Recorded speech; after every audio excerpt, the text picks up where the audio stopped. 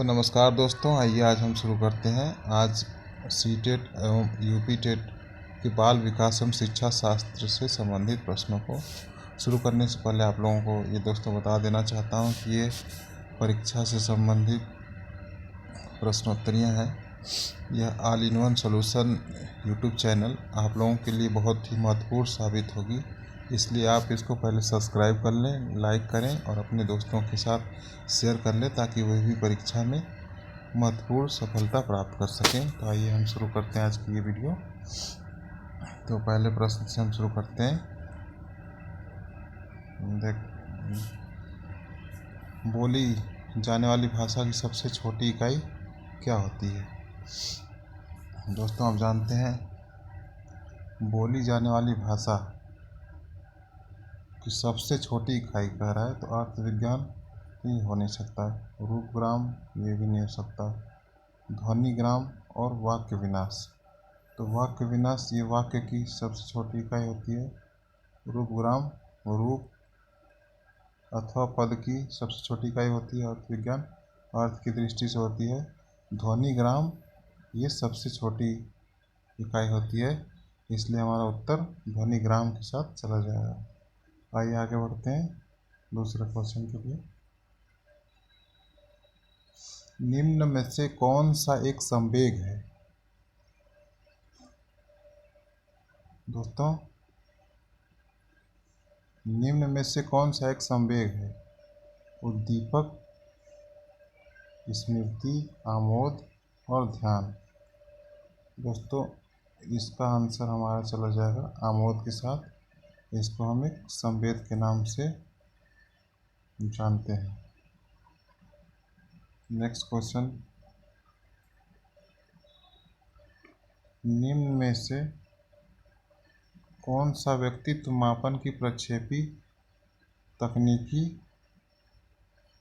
है? साक्षात्कार, प्रासंगिक अंतर्नोद परीक्षण, धारण मापनी या अवलोकन। दोस्तों, इसका आंसर हमारा चला जाएगा प्रासंगिक अंतर्बोध परीक्षण। ये व्यक्तित्व मापन की प्रक्षेपी तकनीकी है, साक्षात्कार नहीं है। साक्षात्कार दो व्यक्तियों के बीच होता है। धारण मापनी ये व्यापक स्तर पर होता है। अवलोकन बच्चों को उनके मूल्यांकन पर आधारित होता है, इसलिए हमारा ऑप्शन 2 बिल्कुल सही, प्रासंगिक अंतर्बोध परीक्षण। अगले क्वेश्चन के साथ हम आगे बढ़ते हैं।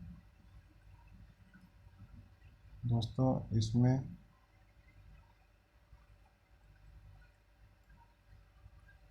सृजनात्मक समस्या समाधान की वो अवस्था जिसमें व्यक्ति असंगत सूचनाओं पर ध्यान नहीं देता उससे कहते हैं। इसका ऑप्शन हम देखते हैं। आयोजन, अनुवादन, प्रबोधन, उद्भवन। सृजनात्मक समस्या समाधान की वो अवस्था जिसमें व्यक्ति असंगत सूचनाओं पर ध्यान नहीं देता है। तो दोस्तों, इसका ऑप्शन हमारा चला जाएगा चौथे के साथ। अगले क्वेश्चन में हम देखते हैं, निम्न में से किस प्रश्न द्वारा सृजनात्मक चिंतन को सर्वाधिक अच्छे ढंग से अनुमानित किया जा सकता है? सृजनात्मक चिंतन के लिए दोस्तों विभिन्न प्रकार की शैलियों को हम अपनाते हैं, जिससे कि बच्चा किसी एक प्रश्न के प्रति बहुत सी चीज़ें सोच सकता है। तो इससे पहले ऑप्शन में है, इससे कौन बता सकता है? सही उत्तर बताएं। क्या आप इसका उत्तर बता सकते हैं? इसे कितने भिन्न तरीक़ों से हल किया जा सकता है? तो दोस्तों, इसे कौन बता सकता है? ये केवल एक विद्यार्थी की जिज्ञासा को बताएगा। सही उत्तर बताएं। सही उत्तर बताने के लिए तो बहुत सोचना पड़ेगा विद्यार्थियों के लिए। और क्या आप इसका उत्तर बता सकते हैं? वो उसके मन की बात पूछ रहा है। इसे कितने भिन्न तरीक़ों से हल किया जा सकता है? दोस्तों, सृजनात्मक क्वेश्चन के लिए इसमें विभिन्न तरीक़ों को अपनाया जाता है जिससे बालक की बुद्धि लब्धि और उसके बुद्धि का कारक हम समझ सकते हैं। इसलिए ये हमारा ऑप्शन चौथे के साथ चला जाएगा। अगले क्वेश्चन की तरफ बढ़ते हैं।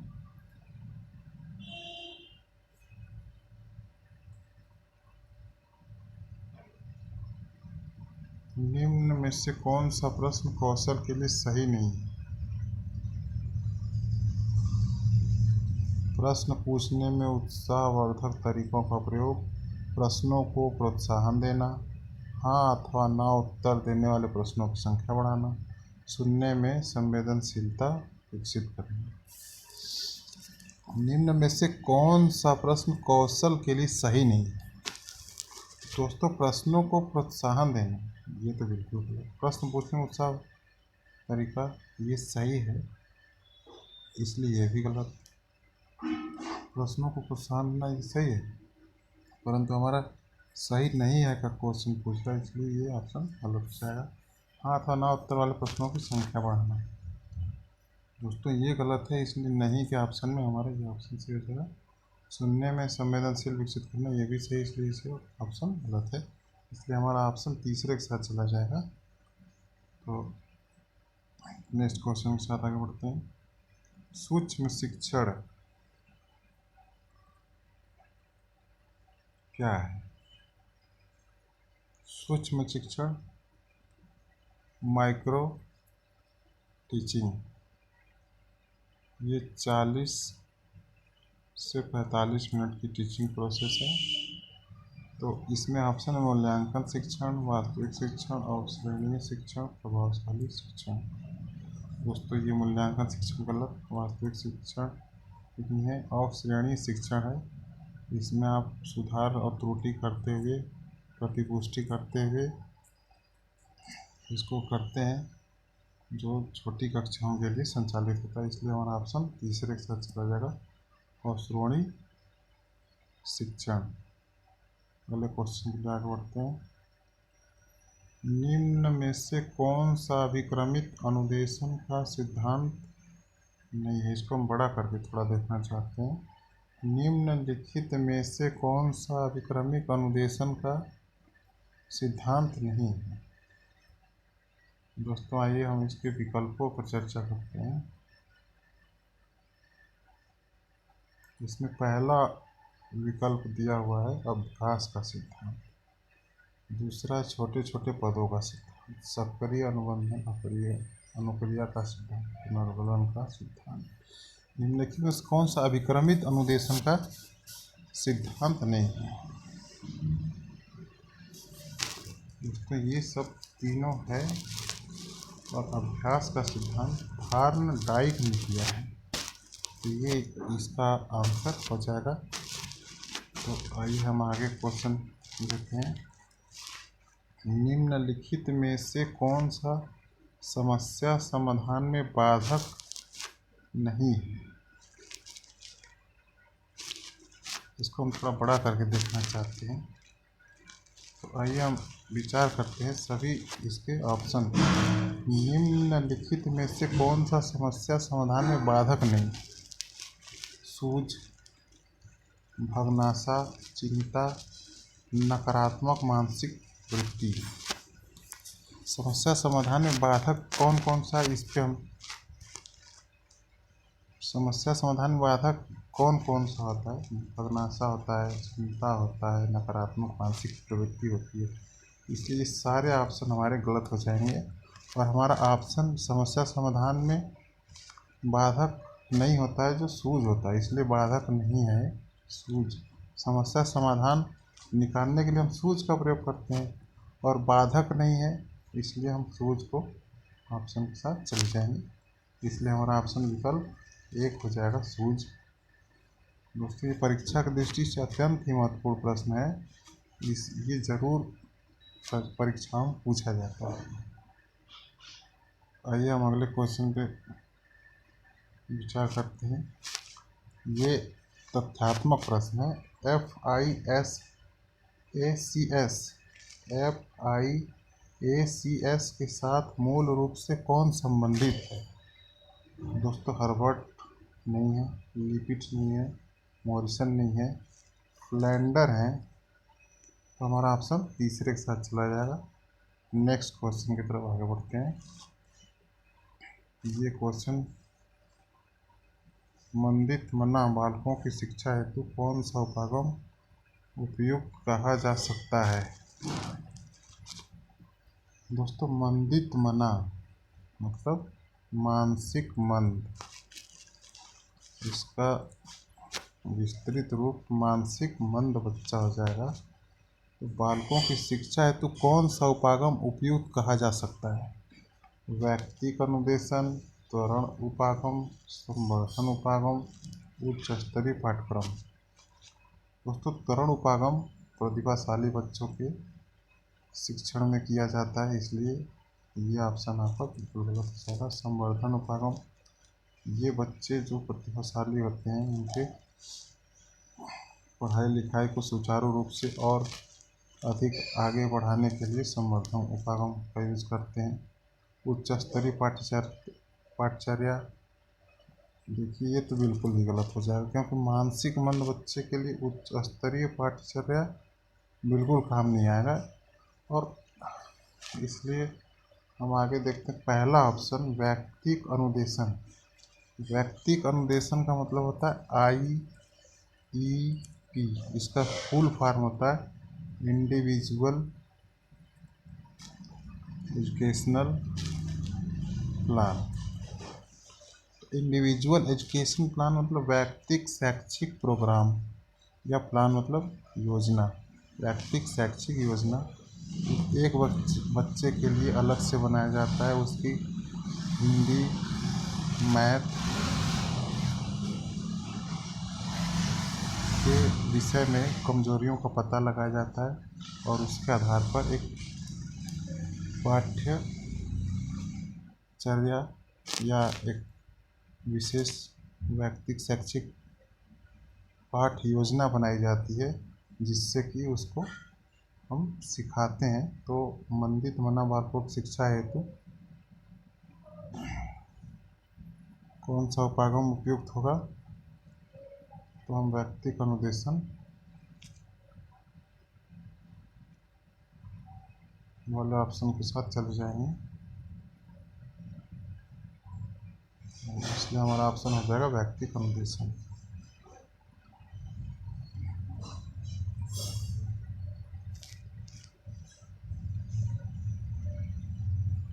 दोस्तों अगला क्वेश्चन है क्षेत्र विशेष।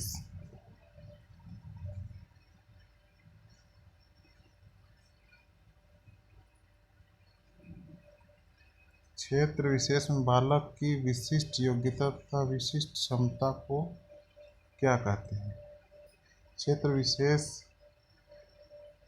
में बालक की विशिष्ट योग्यता तथा विशिष्ट क्षमता को क्या कहते हैं? मूल्य कहते हैं, अभिक्षमता कहते हैं, अभिप्रेरणा कहते हैं, रुचि कहते हैं। दोस्तों मूल्य नहीं होता, अभिक्षमता एप्टीट्यूड होता है, अभिप्रेरणा सेल्फ मोटिवेटेड। बच्चा कोई भी अगर सेल्फ मोटिवेटेड होता है तो वो विशिष्ट होता है, विशिष्ट क्षमता रखता है। रुचि से कुछ काम नहीं होने वाला जब तक वो अंदर से पढ़ने के लिए प्रेरित ना हो, इसलिए हमारा ऑप्शन तीसरे के साथ चला जाएगा, अभिप्रेरणा के साथ। थॉर्नडाइक के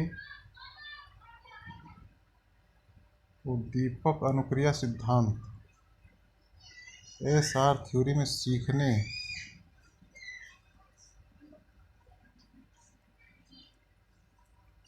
की प्रक्रिया में क्या महत्वपूर्ण नहीं है? छोटा थोड़ा करके दिखाते हैं इसको। थॉर्नडाइक के उद्दीपक अनुक्रिया सिद्धांत SR थ्योरी में सीखने की प्रक्रिया में क्या महत्वपूर्ण नहीं है? अंतर क्रिया प्रसूत व्यवहार, अंतर्नोद, अभिप्रेरक और उद्दीपक।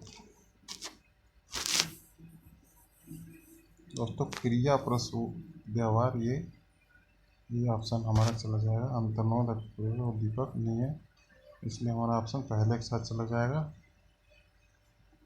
क्वेश्चन आगे बढ़ते हैं। निम्नलिखित में से किस प्रकार के अधिगम को गेने ने अपनी सोपानिकी में सर्वाधिक निम्न स्थान पर रखा है? निम्नलिखित में से किस प्रकार के अधिगम को गेने ने अपनी अधिगम सोपानिकी में सर्वाधिक निम्न स्थान पर रखा है? मतलब उनके सोपानिकी में सर्वप्रथम महत्वपूर्ण है शाब्दिक अधिगम, श्रृंखला अधिगम, प्रत्यय अधिगम। दोस्तों संकेत अधिगम जो तीसरा ऑप्शन है इसको उन्होंने चौथे या तीसरे मतलब निम्न स्थान पर रखा है, इसलिए हमारा ऑप्शन तीसरे के साथ चला जाएगा। अगले क्वेश्चन पे आगे बढ़ते हैं। निम्न में से कौन सा कथन सत्य नहीं है? दोस्तों ये क्वेश्चन बहुत ही इंपॉर्टेंट है। सीखना व्यवहार परिवर्तन की एक प्रक्रिया है, वृद्धि एक जैविक प्रक्रिया है, विकास एक मात्रात्मक प्रक्रिया है, शिक्षा एक लक्ष्य उन्मुख प्रक्रिया है। दोस्तों इसमें सत्य कौन कौन सा है? सीखना व्यवहार परिवर्तन की प्रक्रिया ये भी सही है, बुद्धि एक जैविक प्रक्रिया ये भी सही है, विकास एक मात्रात्मक प्रक्रिया ये गलत है, शिक्षा एक लक्ष्य उन्मुख प्रक्रिया ये भी सही है। तो निम्न में से कौन सा कथन सत्य नहीं है? विकास एक मात्रात्मक प्रक्रिया है। दोस्तों विकास एक मात्रात्मक प्रक्रिया नहीं बल्कि मात्रात्मक और गुणात्मक दोनों प्रक्रिया होती है। मात्रात्मक वृद्धि होती है और गुणात्मक विकास को बोलते हैं, इसलिए हमारा ऑप्शन तीसरा ही सही है। इसलिए हम आगे क्वेश्चन बढ़ते हैं। स्कूटर चलाने वाले व्यक्ति द्वारा कार चलाना सीखते समय उसके पूर्व अनुभवों का सहायक होना किस प्रकार के अधिगम अंतरण का उदाहरण है? दोस्तों ये ऑप्शन हम देखते हैं, चारों ऑप्शन देखते हैं। स्कूटर चलाने वाले व्यक्ति द्वारा कार चलाना सीखते समय उसके पूर्व अनुभवों का सहायक होना अधिगम अंतरण का उदाहरण है। दोस्तों क्षैतिज अंतरण ऑप्शन है, धनात्मक अंतरण है, ऊर्ध्व अंतरण है, द्विपार्श्विक। स्कूटर मान लो चला रहा है कोई व्यक्ति और उसके बाद कार सीख जाता है, तो ये स्कूटर निम्न स्तर पे और कार उच्च स्तर पे, और ये रेखा लंबवत होती है, इसको ऊर्ध्वाधर रेखा भी बोलते हैं।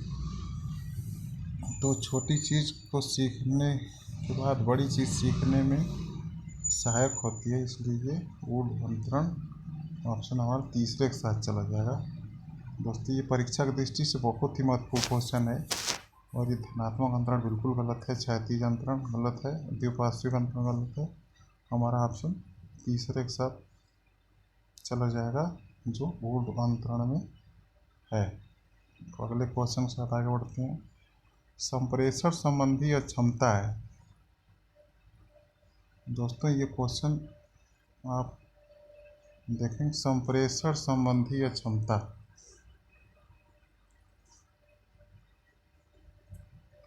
डिस्फेसिया, डिस्प्रेफिया, डिसलेक्सिया, डिस्कैल्कुलिया, ये पठन विकार होता है।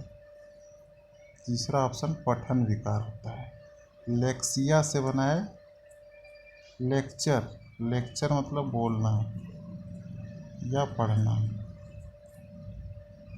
तो ये लेक्सिया पठन विकार है। डिसकैल्कुलिया, कैलकुलिया, कैलकुलस या कैलकुलेटर गणितीय संबंधी कार्य के लिए, ये गणित से संबंधित विकार है। डिस्प्रेफिया ये बिल्कुल गलत है। डिस्फेजिया संप्रेषण संबंधी डिस्फेजिया, फेज माने भी बोलना होता है या संप्रेषित करना होता है, इसलिए हमारा ऑप्शन ए के साथ चला जाएगा। दोस्तों अगले क्वेश्चन के लिए आगे बढ़ते हैं।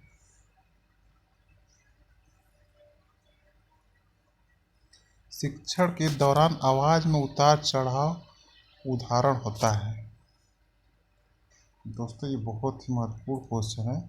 शिक्षण के दौरान आवाज़ में उतार चढ़ाव उदाहरण है उद्दीपन, परिवर्तन कौशल, प्रस्तावना कौशल, पुनर्वलन कौशल, समापन कौशल। उद्दीपन परिवर्तन, कभी आप बच्चे को समझाने के लिए निम्न स्तरीय भाषा को यूज़ करते हैं और कभी उसको उच्च स्तरीय भाषा के माध्यम से सिखाते हैं जिससे कि वो सीख सके, इसलिए हम इसको उद्दीपन परिवर्तन कौशल कहते हैं। और विभिन्न प्रकार के उद्दीपनों के आधार पे हम उसको परिवर्तित करके बच्चे को सिखाते हैं। शिक्षण के दौरान आवाज़ में उतार चढ़ाव इसी में यूज किया जाता है, इसलिए हमारा ऑप्शन पहला सही हो जाएगा। उद्दीपन परिवर्तन कौशल से शिक्षण के दौरान आवाज़ उतार चढ़ाव, ये उदाहरण उसका होता है। अगले क्वेश्चन की तरफ बढ़ते हैं। कौन व्यक्तित्व के गुण सिद्धांत से संबंधित नहीं है? दोस्तों, व्यक्तित्व के गुण सिद्धांत से संबंधित कैटल थे, अल्पोर्ट थे, आइसेक थे, बट फ्रायड नहीं थे, इसलिए हमारा ऑप्शन फ्रायड के साथ चला जाएगा। पहले के साथ फ्रायड का सिद्धांत मनोविश्लेषणात्मक या साइको एनालिटिकल थियरी इन्होंने दिया था, इसलिए हमारा ऑप्शन पहले के साथ चला जाएगा। ये व्यक्तित्व के गुण सिद्धांत से संबंधित नहीं थे। अगले क्वेश्चन की तरफ बढ़ते हैं। निम्न में से कौन सा शिक्षण का स्तर नहीं है? निम्न में से कौन सा शिक्षण का स्तर नहीं है? परावर्ती स्तर, अभिप्रेरणा स्तर, स्मृति स्तर और बोध स्तर। दोस्तों, शिक्षण का स्तर परावर्ती स्तर होता है, स्मृति स्तर होता है, बोध स्तर होता है, अभिप्रेरणा स्तर नहीं होता है, इसलिए हमारा ऑप्शन दूसरे के साथ चला जाएगा। नेक्स्ट क्वेश्चन की तरफ बढ़ते हैं। अधिगम प्रक्रिया उद्दीपन एवं खाली स्थान के बीच की संगति है। दोस्तों, अधिगम प्रक्रिया उद्दीपन एवं बीच की संगति, उद्दीपन एवं अनुक्रिया, यह ऑप्शन हमारा सही चला जाएगा। पूर्व अनुभव सीखने में यूज होता है, व्यवहार और पशु और अनुक्रिया है जो इसके बीच की संगति है, इसलिए हमारा ऑप्शन तीसरे के साथ चला जाएगा।